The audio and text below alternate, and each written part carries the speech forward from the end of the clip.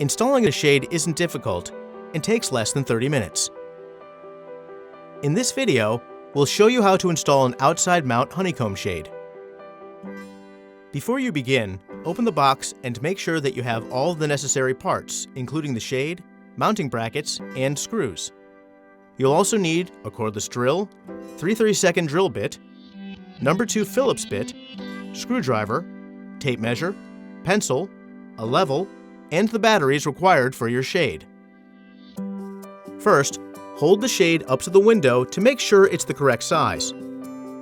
Center the shade and use a pencil to mark the location of each end of the shade on either the wall or trim, depending on where you plan to mount your shade. Next, use a tape measure to determine the bracket location. Each bracket should be located 2 inches in from the end of the shade. Use a pencil to mark the bracket location. Please note, for shades narrower than 26 inches, the bracket should be placed directly over the spools. For shades mounted above the trim, you'll also need to make a mark along the top of the shade.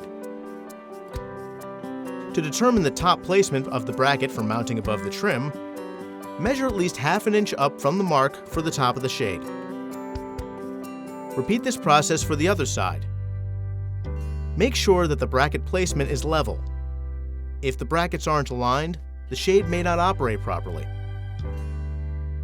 Note, shades wider than 45 inches will need a third bracket. Install this bracket 2 inches to the left of the drive, the box in the middle of the headrail. Shades wider than 72 inches will need a third and fourth bracket. Install each of these 1/3 of the way in from the outer brackets. Next, install the shade brackets. If you're mounting your shade above the window trim, you'll need to install spacers behind the mounting brackets to ensure that the shade clears the trim.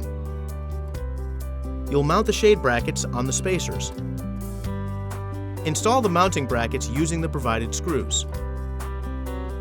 For shades mounted on the window trim, align each bracket with the top of the window frame and use the cordless drill to drive each screw through the holes in the top of the bracket.